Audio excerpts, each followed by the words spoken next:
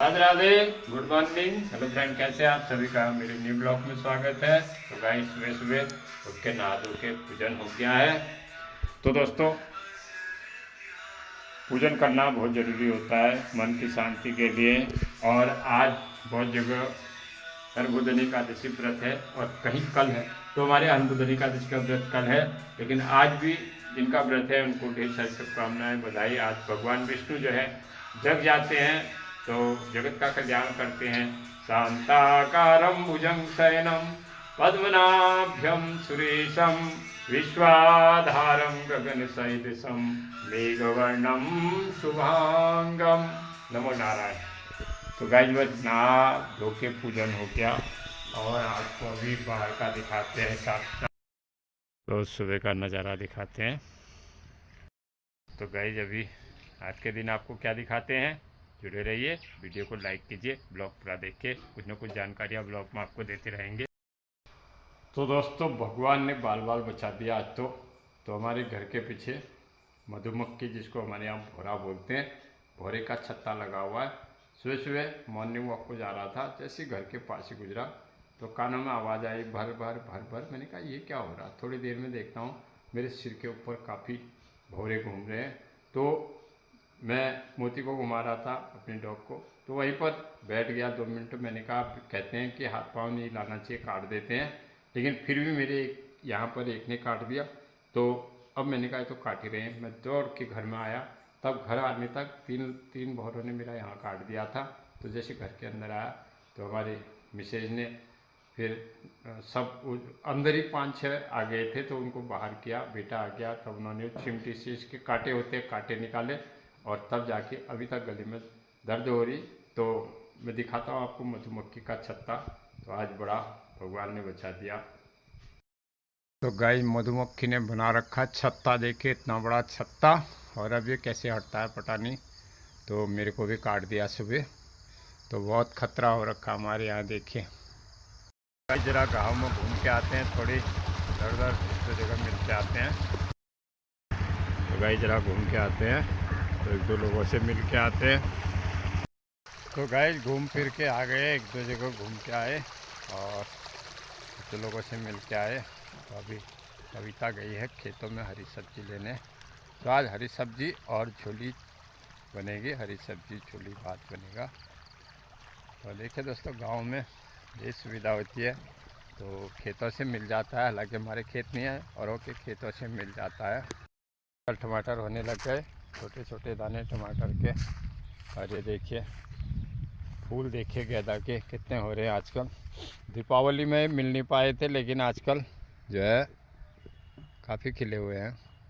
Main ज़रूरत इनकी दीपावली में थी। ये देखिए चारों तरफ फूल ही फूल है, कितना सुंदर लगता है गांव का जीवन। दोस्तों, यही होता है गांव में। जैसे सब्जी ना हो तो आप किसी भी हरी पत्ते को तोड़ के भी बना सकते हो, लेकिन अब यहाँ भी जो है बाज़ार लगती है, लोग बाज़ार से ही लाते हैं। कोई कोई चीज़ें खेतों में मिल जाती है, बड़ी स्वादिष्ट होती है। तो अभी कविता गई है हरी सब्जी लेने खेत में। अभी ऐसे घूम रहा हूँ थोड़ी देर, तो फिर घर जाके कुछ जानकारी देंगे कल की तरफ ब्लॉग में। तो दोस्तों, ब्लॉग पूरा देखिए, सपोर्ट कीजिए, ये हम कह सकते हैं। अपनी कोशिश होती है कि अच्छी की अच्छी चीज़ें जानकारी दिलाओ। तो देखिए पानी भी आज फुल चल रखा नहर में। और इस सब्जी ले आई कविता खेतों से। तो आजकल हरी सब्जी बहुत हो रही खेतों में, तो इसकी हरी सब्जी बनेगी और छोली बनेगी। तो गाइस अभी दोपहर के 12 बजे हैं।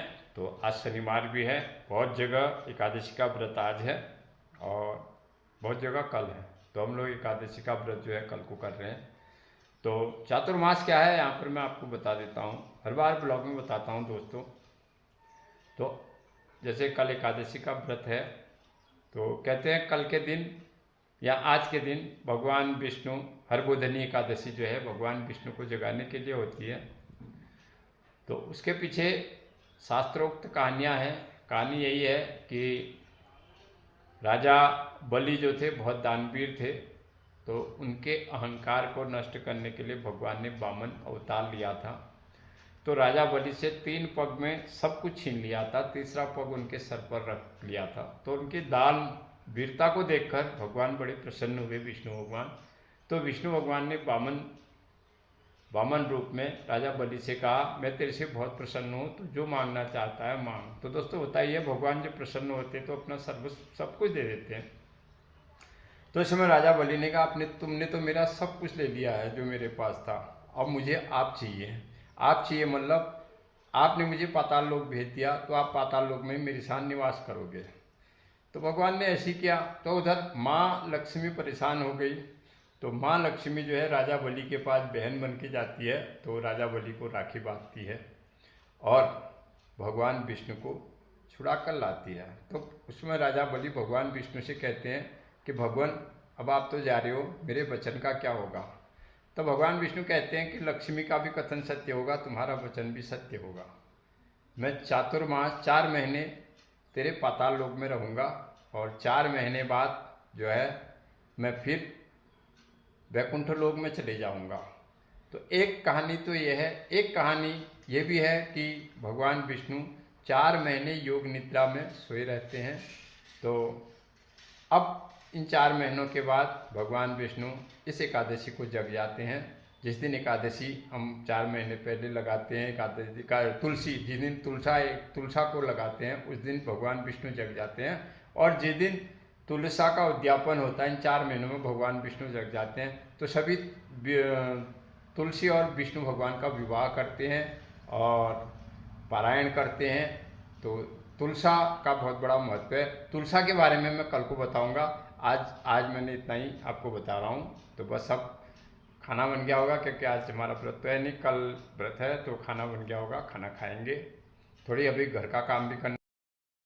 घर का काम यह है कि अब हमारे उत्तराखंड में एक रीति है, आओ नारायणा बैठो लक्ष्मी निकल भुइयाँ। तो कल को है, तो वो कल के ब्लॉग में आएगा। तो उसके लिए हमें जो सूप है उसको और तुलसी को अभी वो करना है, पेंट करना है, उसकी तैयारी करनी है। उसमें लिखा जाएगा लक्ष्मी नारायण बनाए जाएंगे। बस अभी यहीं बैठे थे, मैंने कहा यहीं बैठे बैठे आपको कुछ बता दूं। हाँ, आज मैंने ये देखिए पकौड़ी वाली झोली, ये देखिए अभी मैं मट्ठा लाया था बाज़ार से, तो कप्तान ने झोली बना दी है।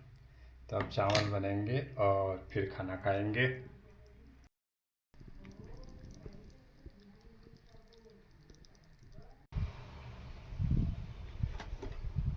तो दोस्तों अब इसको हम अभी पेंट से लिपाई कर रहे हैं और इधर तुलसी को लिपाई करते हैं। इसमें लिखा जाएगा, कल को इसका पूजन, परसों को पारायण होगा, कल को व्रत होगा और अभी इसको लिपेंगे। इसमें लक्ष्मी नारायण बनते हैं। तो इसके बारे में कल को बताऊंगा जब इसमें लिख लेंगे कि कल रात को क्या करते हैं करके। तो ये आओ लक्ष्मी बैठो नारायणा निकल भुइयाँ। तो अभी मैं इसमें पेंट कर रहा हूँ भाई, ये पेंट की सामग्री लाया हूँ, पेंट कर रहा हूँ। के तुलसी माता का गमला लिप दिया और ये सूपा लिप दिया। सूपे का बहुत बड़ा महत्व था। कल इसमें बनेंगे लक्ष्मी नारायण। तो गाय जब खाना बन गया, खाना खाते हैं। तो गाय दोपहर का भोजन तैयार हो गया। देखिए आज बनी झोली चावल सब्जी, साथ में है मूली का सलाद। तो अब खाना खाते हैं। तो गाय देखिए मधुमक्खी ने इतना बड़ा छत्ता बना रखा है और बहुत ही खतरा हो रखा है। देखिए इवनिंग वॉक को आ गए हैं और घूम फिर के आ गए। थोड़ा भोले बाबा के मंदिर में जाते हैं। ओम नमः शिवाय, शिव ओम नमः शिवाय। यहाँ दीदी आरती कर रही है, दीदी कविता आरती कर रहे हैं। नमः पार्वती पति हर हर हर महादेव। जय हो श्री शंकर भोलेनाथ। कर्पूरगौरम करुणावतारम संसार सारम भुजगेन्द्रहारम सदा वसंतम हृदयारविंदे भम भवानी सहितम मामी। आज शनिवार भी है दोस्तों, तो भोले बाबा की आरती हो रही है। फिर के घर को जाते हैं गाइस। तो गाइस घूम फिर के आ गए और अब मंदिर के कमरे में जाते हैं। श्री राम जय जय राम। बोलो सत्य सनातन धर्म की जय। तो दोस्तों पूजन हो गया। पूजन हो गया और डेली की तरह कुछ धार्मिक चर्चा होगी ब्लॉग में। एकादशी का व्रत भी है हम लोगों का, कल है, तो हमने भी कल की तैयारी कर रखी है। तो कल हमारे यहाँ होता है रात को और लक्ष्मी बैठो न रहना, वो कल के ब्लॉग में आपको दिखाएंगे। तो दोस्तों शनि ग्रह की कुछ जानकारी आपको देते हैं। सौर मंडल में अपने दुष्प्रभाव के कारण शनि को बहुत अनिष्टकारी ग्रह कहा गया है। ज्योतिष शास्त्र के अनुसार शनि बृहस्पति के बाद, मतलब ब्रह्मांड में बृहस्पति के बाद शनि दूसरा बड़ा ग्रह है, ऐसा ज्योतिष शास्त्र में लिखा हुआ है।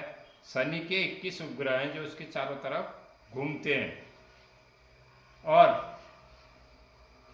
अन्य ग्रहों की तरह शनि भी सूर्य की परिक्रमा करता है और शनि की परिक्रमा जो है 30 वर्ष में पूरी होती है। जब 30 साल होती है, जब 30 साल पूरे हो जाते हैं तब शनि ग्रह की परिक्रमा पूरी होती है। और जब शनि अपनी धुनी पर 10 घंटे, मतलब जैसे धरती 24 घंटे में घूमती है तो शनि अपनी धुरी पर 10 घंटे 24 मिनट तक घूमते हैं।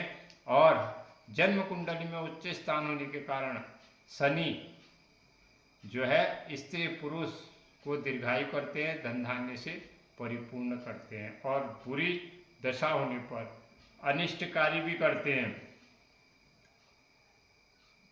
तो दोस्तों अगर किसी की कुंडली में शनि का प्रकोप हो तो उसको 7.5 में ज़्यादा कष्ट होता है।